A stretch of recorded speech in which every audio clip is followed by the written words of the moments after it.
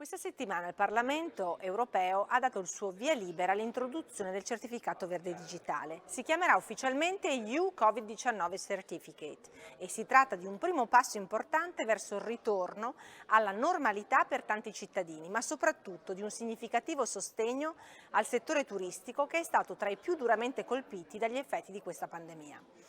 Il certificato faciliterà il movimento delle persone, che ricordo essere un pilastro fondamentale della nostra Unione, attestando che una persona è stata vaccinata, che ha ottenuto un risultato negativo al test oppure è guarita dal Covid-19. Il Parlamento ha lavorato per migliorare la proposta presentata dalla Commissione, puntando sulla necessità di garantire la protezione dei dati personali e la gratuità dei test, perché non possiamo permettere discriminazioni tra chi può permettersi il test e chi no.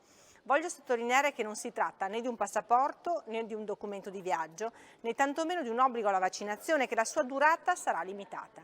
I titolari di un certificato non dovrebbero essere soggetti a ulteriori restrizioni di viaggio, come la quarantena, l'autoisolamento e i test. Serve mettere in pratica questo sistema e serve farlo insieme affinché sia efficace. Serve unire le forze in vista dei negoziati tra Parlamento e Consiglio che stanno per iniziare sul tema. Un altro argomento di cui si è discusso molto questa settimana, anche qui, è quello del Recovery Plan, presentato dal Presidente Draghi ai parlamentari italiani e che a fine mese sarà consegnato alla Commissione europea.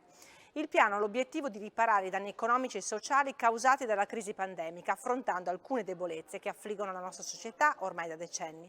In particolare sono tre i nodi strutturali che andranno affrontati: colmare la disparità territoriale tra nord e sud, risolvere la disparità di genere e affrontare i divari generazionali.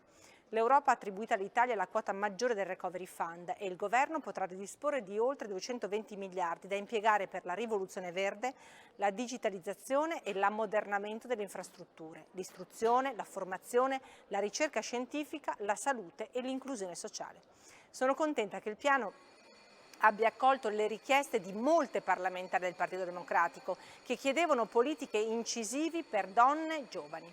Molti gli interventi per il sostegno alle famiglie, al lavoro delle donne, così come rilevanti sono le azioni e le risorse per garantire ai giovani tre cose: un welfare adeguato, una casa e un lavoro sicuro. È un piano certamente ambizioso che richiede la capacità e la responsabilità di lavorare insieme, un'occasione unica per il nostro Paese che non possiamo permetterci di perdere.